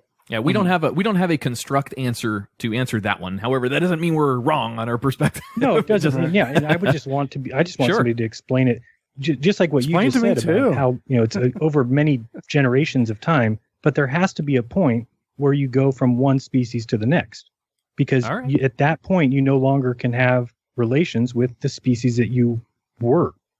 So when is that point? That's the thing. They explain it away by saying hundreds of millions of years. Well, that's great that you say that, but it still has to have a point where either you birth a new species or it happens during that species' life. Okay. They describe it away with millions of billions of years, but that's not possible, because how would you have sexual relations with something that also evolved at the exact same time? All right, fair enough. Let's maybe our listeners can help to answer that question a little bit for us. We're going to move on to number 3. It is 8:31. I want to make sure I get you guys out of here in time. So move on to number 3. Tres. Number 3. All right, number 3, north and south differences. Based on the heliocentric model, the North Pole should be identical. Well, I'll hold that back. Should be very similar to the South Pole. What actually should be the truth is that the South Pole should be a more tropical place, because it gets the sun 3 million miles closer than the North. However, it is the complete opposite. Even though the sun is closer in the South, and the South supposedly gets a 24-hour sun, it is a frozen tundra to which there's no really species of animal or plant that thrives down there. So it clearly matches more closely the flat Earth model. If you just think about the tilt of the globe on each side, they should be very similar. However, as far north as like 80 degrees, we have even people living in the north. Eskimos exist there at 79 degrees. You've got reindeer, plants, squirrels, vegetables, all at 80 degrees. Where at the south, even as far as 54 degrees, there's not even a plant enough to make a toothpick, according to Captain Cook. So there's clearly a discrepancy with what the model shows us versus what we see in reality. The South is clearly a frozen tundra that never melts, that is a barren place that is, gets to be 145, I think, negative 145 degrees. The North is nothing like that. It has 4 seasons. It has clearly livable weather, and has what seems to be a melting and then a growing ice cap. That the North becomes the ice cap, then it melts. That becomes the ice cap and it melts, which makes sense on a flat Earth. This is the sun circles closer to the North Pole and then goes back out towards the Tropic of Cancer or Capricorn. Okay, so the question here for you guys would be to demonstrate the difference between the two. What's the actual challenge that you're looking for? The question is why wouldn't we have similar weather, similar life at similar latitudes, and they're completely opposite, and what we observe matches exactly what the flat Earth map would show, and the globe, it makes absolutely no sense on the globe. All right, fair question. Our cast in here, do you guys have any kind of retort for this one? You mentioned that the sun is 3,000 miles closer to the South Pole. Could you expand on that? It's 3 million miles closer, which is 375 Earth diameters. So, for us in the North, where do you come up with that number? I'm sorry to interrupt. That's the apogee and perigee, or whatever they call the ellipse orbit of the Earth. The Earth is closer in January to the sun. I see what you're saying. Okay. So, which is just counterintuitive. I mean, we've talked about it before, that the sun is clearly closer to the north during the northern summer. It's right on top of me, and I can feel it on my face. And in the south, when it's in the south, which is during my winter, when they say it's closer, I can go outside and stare at it even when it's at its zenith, which may only be 30 or 40 degrees. But I clearly cannot feel the heat of the sun. Yeah. I mean, the angle that the sun's light hits the earth is going to be the biggest factor into whether or not it's summer or winter. The tilt of the earth allows more sunlight to hit, and I'm sure you guys already know this, creating the seasons. David, let me talk this. This is what you've been told, and you're just buying it. You're not really thinking about it. They're saying that when the northern hemisphere is tilted away, the sunlight comes in at more of an angle and it spreads out over a bigger area, and that's what is causing our winter. And then when it's tilted towards the sun, we're getting more direct sun And that's what causes our summer. But that's absolute nonsense, because if that was true, every morning, every day of the year at sunrise, when the sun's angle couldn't be any less, at 1 degree, 2 degree, as it comes up, let alone, where it is from the tilt of the earth, it would be absolutely freezing. But that is not the case at all, because on the summer solstice for us in June, when the sun pops up over the horizon, comes into view, you can feel the heat blasting on your body like a heat lamp, like a close and local heat lamp. But on December 21st, at its apogee, as Jeran said, maybe 30 or 40 degrees up in the sky, you can stare at the sun and barely feel the heat because it's far away. All right. It has nothing to do, not nothing, but it has almost nothing to do with the angle of the light coming in. All right, David, we've got a couple retorts in here for that. So Jay or Derek, which I know both of you guys had something you wanted to add to it. Yeah, we live in Florida, so you can't stare at the sun whether it's summer or winter. It's always hot. Yeah. I'm not talking about that. I'm talking about that you're closer to the sun. And it is way hotter. I don't go to Florida in the summer because it is way hotter because you're closer to the sun then. Well, all right. Okay. I don't know the answer to that one. Jay, what'd you have? Wait, so what happens in South? I'm totally lost on this. I'll draw what a picture happens, for you later. What happens in South America? I mean, as somebody from South America, I don't know. I don't know. I'm totally lost on this. I'm totally lost. So the sun makes wider loops around the flat Earth in the summer, and so don't think of the hemispheres as top and bottom. Think of the inner northern hemisphere. Then there's the equator dividing us from the outer southern hemisphere. So in our winter, January, February, the sun is making wider loops and is closer to all of the outer southern hemiplane continents. Is And this it may something actually that be closer to the land, which is why they get that fact? The reason that they say that the sun is closer in the south is because it probably is on the flat Earth model. It is closer to the land in the south than when it's in the north. It's higher up. is this something that you were told? No, this is something we're observing. Something you're observing. So this is something that we're observing as well. What are you observing? You're observing that the angle of the sun is causing the seasons, or you were told that? Well, now I'm being told that, your model. So, I mean, neither you nor I have gone up to space to physically look at it. So let me. We're all going off what we see. Let's go 1 minute for the next till we're on to number 2. So wrap up on this side because we're getting really close to cutoff time. Okay. So No, I'm good. I'm done then. I'm fine. Okay. Let's I just want to make sure we get through. 1 minute. So go for it, Tack. I'm just saying my point is, like, you're telling us, well, that's what you're told. Therefore, we can't form our own opinion. It's impossible because we're just going by what we're told. But it's also we're also observing as well. We observe every single day what the sun does every year, 365. We observe it as well, just like you do. Right. We're just observing it different. I still got a minute, but don't you're I? not paying attention. The fact that Antarctica is gigantic and never melts, and the North melts and gets a visible 24-hour sun in its summer. It shows that it's not equal. It's not working. The ball, the tilted ball going around the sun does not work. Well, we've definitely come back when we have time. We've definitely warmed up the Earth enough for the South Pole to start melting too. The giant Delaware-sized piece that just broke off. All right, we're going to move on to number 2. Number 2. Dos. Number 2 is the idea of a sphere pulling things to the center has never been shown. It's a absolute staple in the heliocentric model that spheres become the centers of gravity pull things into spheres, and we just want one simple example of that. It never happens. You can go to the ISS, you can go in a vacuum chamber and throw a bunch of dust around. You could empty a bunch of Cheetos or ping pong balls. They would never join together as a sphere. It doesn't happen. Empty a pitcher of water in the ISS, and it's not going to make a sphere. So the whole idea of things pulling into center spheres is probably one of the biggest lies ever. All right. 1 minute on this, guys. I want to make sure we get through it quick enough. 1 minute. Well, if we have time at the end, we can ask some Q&A, but that's going to be up to these guys. Yeah, a sphere is definitely the lowest. Energy always seeks the lowest energy level, and a sphere is one of the most efficient ways to pack a certain amount of volume into whatever area you have. You minimize the surface area. You're allowed the maximum volume.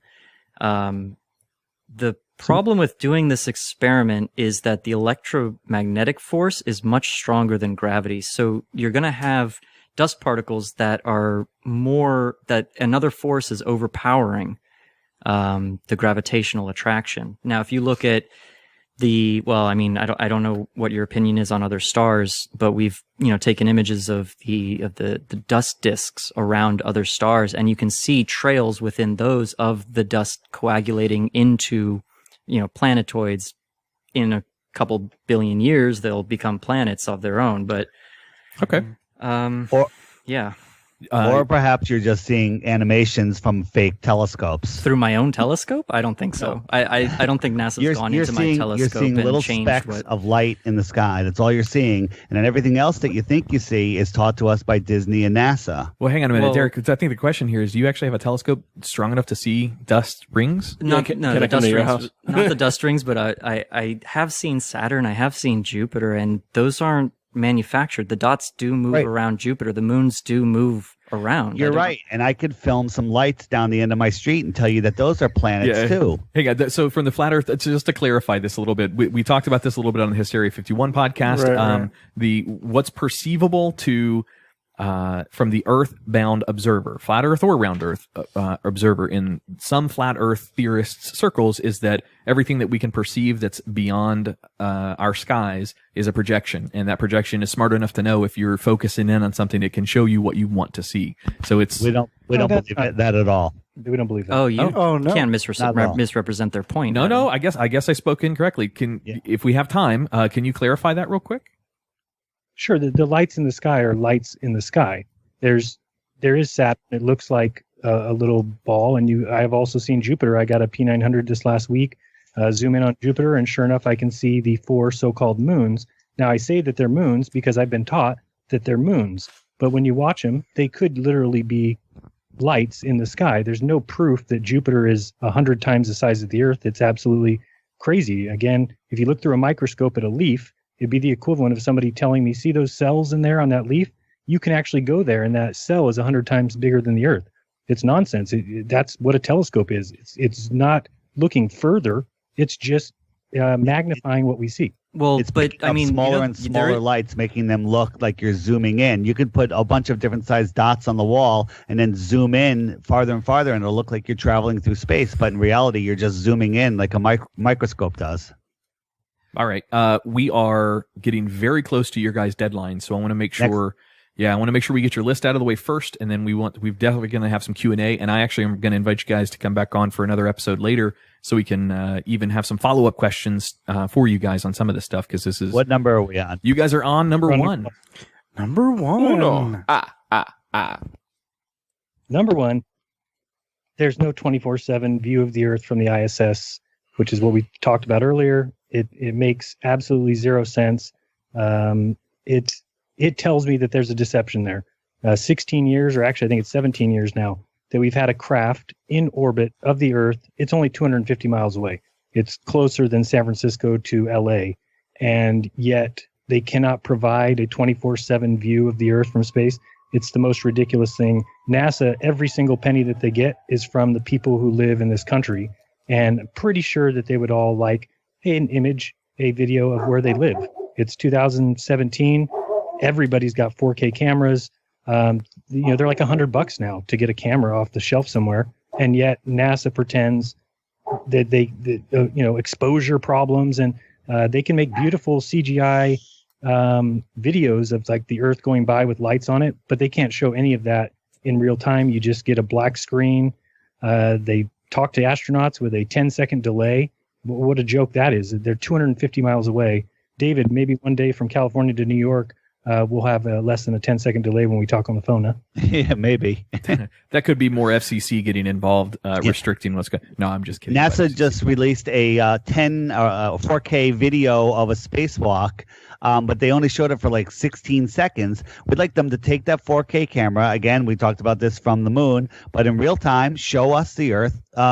Show us the Earth in real time. do a 360 while you're doing a spacewalk. They've never done a 180 camera pan out in space or on the moon. Do a 360, show us in real time, tell us what you're seeing, and that would be a step in the right direction. All right. Real quick, retort on this one, guys. Do you have anything for 24/7 camera on the space station? No, I think it's the same as the video of the Earth from the moon. Okay. We kind of touched on that already. All right. David and Jeran, you guys, it is currently time to stop. However, I want to check you guys one more last second for your time. I want to make sure we get the plugs out of the way. 7 minutes? Okay. So let's do this real quick, rapid fire. I'm going to go around to each one of our cast members here in the studio and see if you have a question for David and Jeran to answer. Please limit it down to one. I want to invite them back in to do an audio podcast again, maybe on Living Podcariously as a follow-up, our other podcast that we do, to ask Q&A. Just go back and forth and, answer questions. So let's start with Derek. Derek, give him a question if you've got one lined up. So we know the North Star changes latitude. The further north you go, it actually rises up until it's directly overhead. What is also an occurrence, and you guys believe in Australia, so if you go to either Australia or Chile, you'll see another point of rotation. That's the southern hemisphere. The Earth is rotating, so top and bottom. But the stars that are shown are the same whether they're in Bolivia or Australia. There's a second point of rotation. And I can understand if you say the sky is rotating around the North Pole, that's fine, but why is there a second rotation in the sky, and why is it the same one regardless of where you are in the southern hemisphere? All right, real quick, out of Jeran and David, what do you guys answer for that? Okay, so kind of confused what you mean by the North Pole, because if you're standing at the North Pole, the Polaris would be right above your head, and if you went for a walk to the equator, it would slowly lower its view to you till it was at the horizon when you get to the equator. So go ahead. I'm sorry, I just thought of another question. Are stars infinitely far away in your model? No, they're pretty close. They're fixed, but they disappear over the horizon. I'm just not right. Yeah, the ceiling of the Earth or the sky would be really low, because we've seen planes get up in hot air, helium balloons. So they get up and they don't see stars anymore.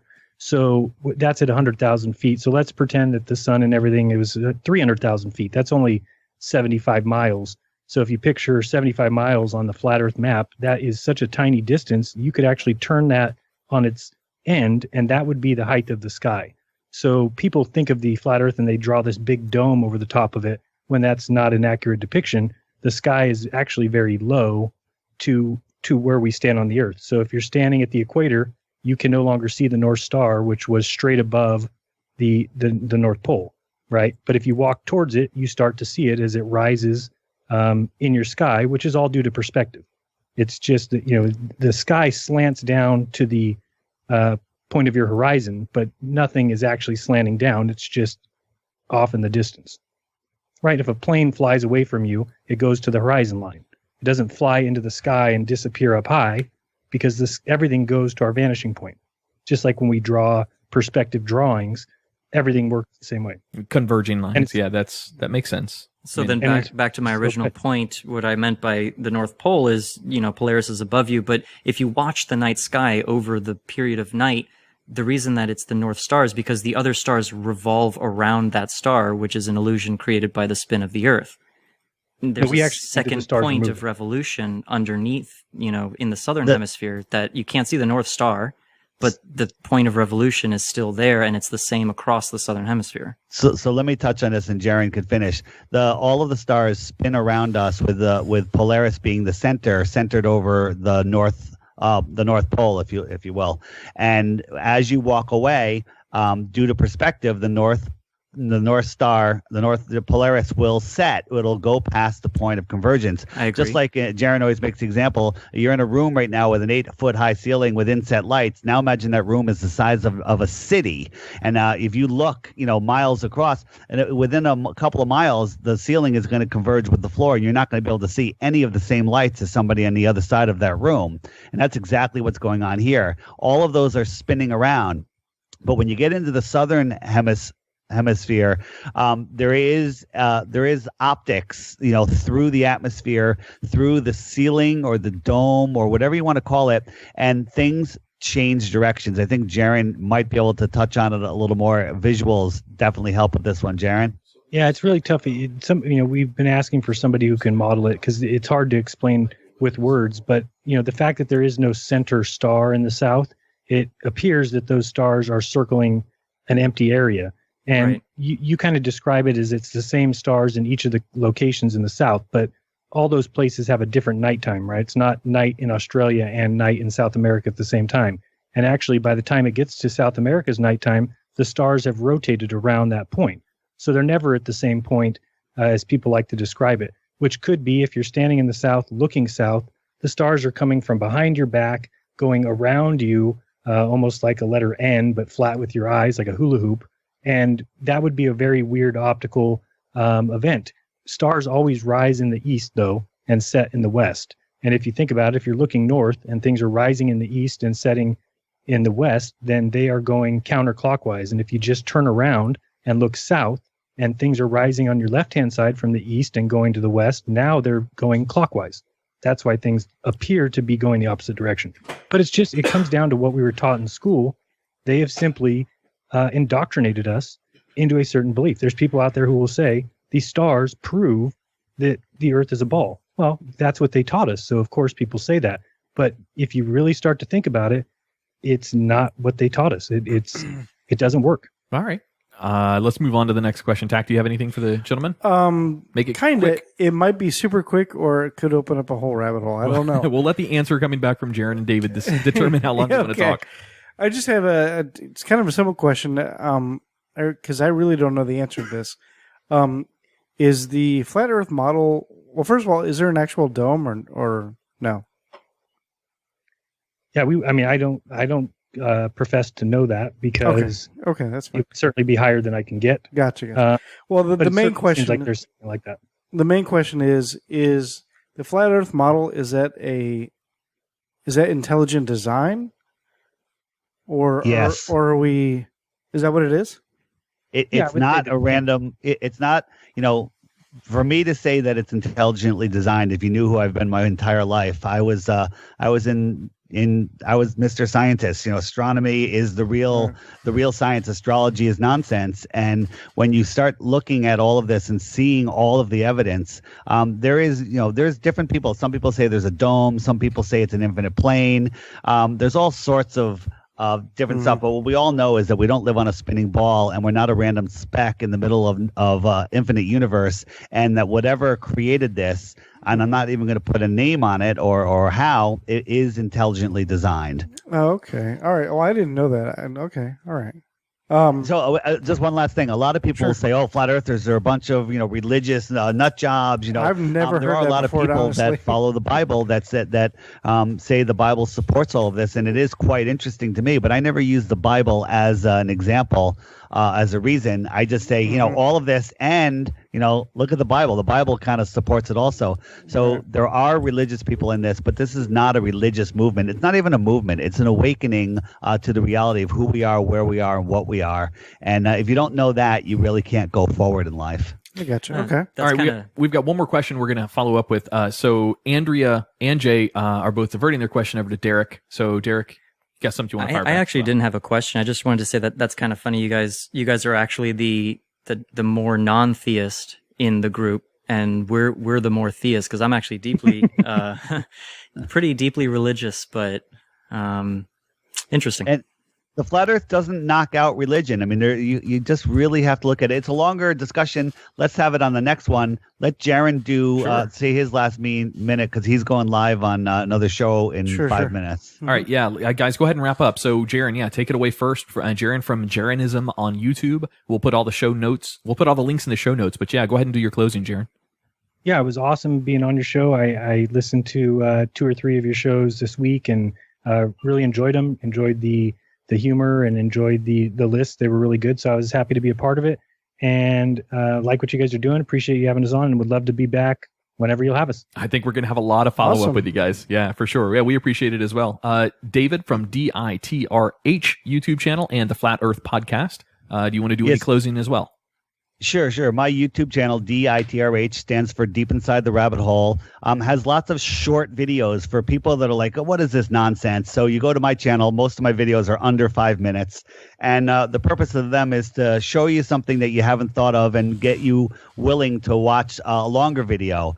I highly recommend Jeran's channel for lots of stuff on NASA. He's very thought out and researched and does great production. There's a bunch of other great channels out there, ODD Reality or ODD TV.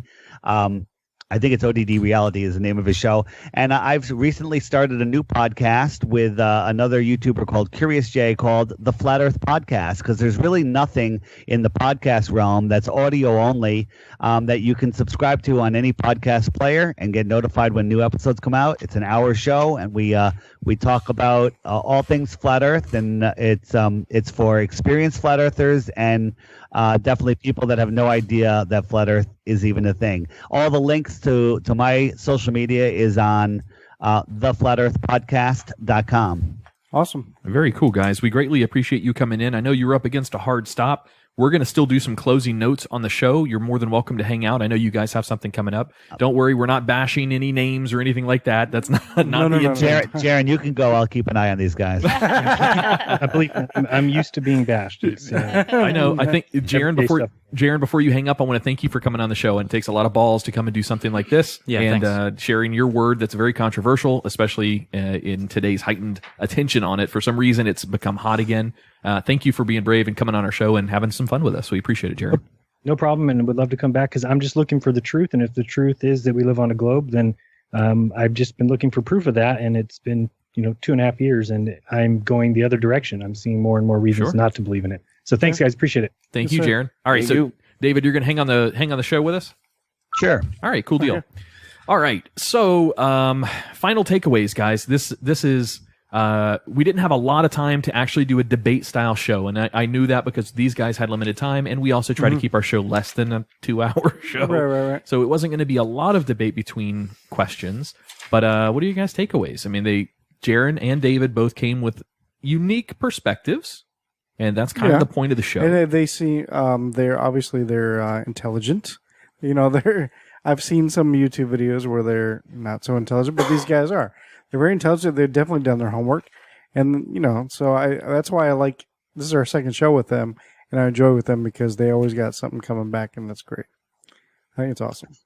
I just like to point out, a lot of people go, where are you getting your information? On YouTube? Well, people watch SpaceX on YouTube, and they buy that, I just gave you a people, prop, man. Find something that's now you're not on YouTube. Sorry about that, but find something that's not on YouTube. Everything is on YouTube. It's kind of like life. Everything is in life. YouTube is just a platform that serves us information, and then you have to use your discernment. If I tell you that the Earth is flat and you believe me, you're an idiot. All right, you have to go look and realize it for yourself. The way I became a flat earther was so many people were poking me to look at it, and finally I said, I gotta prove this wrong, and I went in to disprove it. And anybody that seriously does that with no ego and willing to learn new information where their job doesn't depend on it, you'll come out a flat earther on the other side. Oh, that's awesome. Yeah, I got to say, one of the things I appreciate more than anything is the fact that you push that whole question, and I'm sorry, I didn't mean to cut you out there.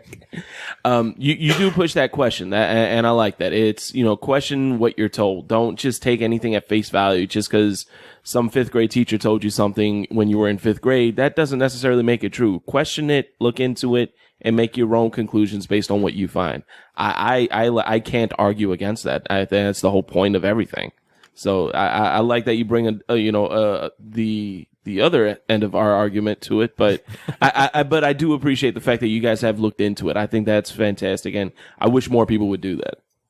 The people that defend the heliocentric ball, I'll take you guys out of it. Most of them have no idea of any of the supposed facts of it. They don't know how far the sun is. They don't even know that a lot of people think that the phases of the moon are caused by the Earth. They don't understand anything. They've just been told, in kindergarten, you're brought up to the globe and you're shown where you live. All of Disney cartoons, Sesame Street, it's all Ball Earth programming.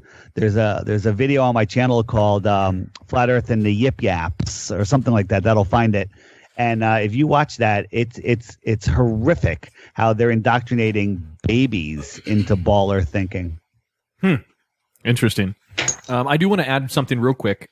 I said this at the beginning of the podcast. I'm going to say it again. My voice is starting to get gone for some reason, so I apologize for coughing. However, so Tack and I work for the Space Center. I do want to add a caveat into this podcast to make sure that the listeners understand we are not representatives of NASA and or SpaceX here. Correct. We're our own individuals in our own minds. So what you hear from us is from us during this show and not necessarily from SpaceX. And I think that probably also goes with the rest of the cast, that they represent themselves and not the companies they're employed with or the schools and education systems they come from. Unless Derek wants to say, I represent University of Florida, but that's entirely up to him. And I appreciate the fact that you guys are coming on here willing to have this conversation. We're only asking that the spokesmen for science, the ones that do represent science, Neil and Bill, that they actually have a conversation rather than drop unsupported dogma on everybody. You guys have your quibs prepped, man. Unsupported dogma. Well, I actually held back. I call him Neil the Ass Tyson and Bill Lie. Yeah, Bill and Lie. I was trying to be nice. Derek, do you have some follow-up you want to do? Yeah, I do want to, at the very least, say that the list you came up with are things that could be verified. I mean, the Earth spin, we'll leave that one alone. But, things like a video of the Earth from the moon and SpaceX landings, those are actually tangible things, so long as we take data and you guys agree that the data we present to you has not been falsified. Yeah, David, the hardest part here is not asking for you to believe that we're going to give you proof, but for you to be sure and validate the proof that we can possibly provide. It's whether or not you believe it or not is really where the question is going to come in. Because if we do all this research, spend all this money, and get this perfect video, and then you to say, "No, that could have been Photoshop. Thanks, next." That would kill us. You know what? You can always Photoshop. There are tools that you can figure out if something has been Photoshopped. There's a program called Photo Forensics. There's a YouTube channel called Paul on the Plane, who has proven, not theorized, that the Himawari, if I could say that correctly, satellite images of Earth that come like every 15 minutes are 100% faked. And he proves this in 2 or 3 short videos. Paul on the Plane. Yeah, I know which ones you're talking about. And just to defend that, there's no satellite in a geostationary orbit that has an ability to capture the entire Earth, so it has to be photoshopped together. I've seen those before. It's composites. Yeah, I know what you're talking about, and I know both sides of that argument. I can see both sides. But yeah. we have a spaceship that is whizzing by Pluto and can get a full shot of it. Well, that's what it was designed for. You'd have to design a spacecraft and get funding for it specifically to do that. So again, any place that we can't go, which is up in the sky, you can say anything you want and you can support it, and there's no way we can disprove it. But we live here on the Earth, and we can have observations here. Show us the Earth from the moon, and there's no reason that you can't or aren't able to or won't do it, other than that you can't do it. So show us the Earth, and you can't fake it. You show us the Earth with weather patterns and everything. There's only one video, maybe there's another one, but there's one video of the 24 hours of the Earth spinning, and as the clouds come around, they're in the exact same shape as they were 24 hours ago. You've all seen time-lapse, 5, 10, 20-minute time-lapse of clouds. Yeah. They morph rapidly. It shows the Earth spinning and the clouds staying perfectly still. We can all agree that's fake. Show us the Earth spinning from space. Yeah, Derek's got a look on his face in the studio. I know what David is referencing. There have been productions in the past that have been published for mass consumption that have had photoshopped images of the same cloud patterns. Right. Yeah. I've seen that too. That's happened. It's not that hasn't happened, but that doesn't justify, not believing in certain doctrine that we're taught. But okay, cool. Let's get through this. David, number one, I want to thank you for coming on. Again, like I told Jeran, it takes a lot of balls to come and do something like this. We took it relatively easy as far as from the antagonist point of view, only because you're our guests and we don't want to make it a debate. It wasn't supposed to be an argument from the beginning. We wanted your guys to share your message with our listeners, and we also wanted to get a little exposure to your guys' listeners because I know you have a lot. So we appreciate you coming on. It's awesome. We don't necessarily, because of this show, we don't necessarily agree with your perspective, but at least we got educated on your perspective, and that's kind of the point here. So thank you very much for coming on tonight. We appreciate it. Yeah, I really appreciate you having us on. It was a pleasure. You guys are great. What we try to do is you don't know to research something until you know it's something. So we're trying to put the ideas out there so you can look into it yourself. I would have never even have thought of looking into this until I was forced to, until I was shown that there are unanswered questions. There are things that don't make sense. You know, another researcher in a conversation I was having, we were talking about how there's so many deceptions in the world, and she just threw up her hands and she said, you know, for all I know, the Earth isn't a globe. And I'm like, what do you mean? And she's like, I'm having issues with the globe, and that's what got me to start looking into it. And otherwise, I would never look. So there you go. All right. Well, very good. All right, we're going to close out our show. So let's first of all go around our room in here and thank our folks in here. Derek, first of all, a good friend of ours. We appreciate you coming down and offering some of the logical, more accepted perspective into the science realm. We appreciate you coming down and doing that. And we're going to be sure to call you back as a future expert in the future as well. So do you have anything you want to plug or send any of our listeners to go see you or support you or support any effort or cause that you're interested in? Stay in school. Stay in school. All right. Very good. That's good advice. All right. Jay, where you got any locations you're going to be out here recently? Recently or in the future? Or in the future, yeah. We're going to talk a little bit on Living Podcaries about coming out to see you at Gregory's this past weekend. Funny you should bring that up. I'm actually going to be back in Gregory's next week. Nice. I will be there again hosting on August 10th, 11th, and 12th. You can come catch me with a couple of other comics and come have a good time. Also, I'll be guesting on the Burn It Down show. Yes. Coming up in a couple of weeks. That'll be August 26th. So more to come on that one. Also, catch me on Pops On, my other show with Raul. Now available on iTunes. We just got that official email and Apple and Google Play. Nice. So Nice, dude. movement is a happening. Very nice. Right. Andrea, where can our listeners come see you? I'll be at Brent Allen Salon in Day Spa. All right. And you give a special discount for any of our listeners? Happy endings. Yes. Yay! All right, and you can follow us on Twitter at the Twisted 10. You can also follow us on our Instagram as well, and Facebook and YouTube channel with the Dichotomy Media Podcast LLC. That's right. Also, go check out Patreon, patreon.com/thetwisted10. We've got our first donor up there. We're receiving $1 a month, guys. We're there. We've made it. Yeah. We are officially getting paid. It'll only take 4 months for all of us to make a buck. 4 months. All right. Well, we're going to wrap up the show. David, we greatly appreciate it. Thank you so much, sir. Any of our listeners that want to see any of their information for both David and Jeran, check out the show notes of this episode, or go check out their YouTube channels, DITRH YouTube channel, the Flat Earth Podcast, and Jeranism on YouTube. Again, The FlatEarthPodcast.com is where all the links are to that. There you go. Very nice. On iTunes, on Android, it's everywhere. Just download your favorite podcast app. And I have a final note to your listeners. Sure. If you choose to stay in school, which I do not recommend, question everything. Nice. Well, that's good advice, too. Awesome, David. We appreciate you guys being good sports and coming on here. Thank you very much for doing it. And for our listeners, thank you so much for listening to us. We appreciate it, and we will see you guys next week.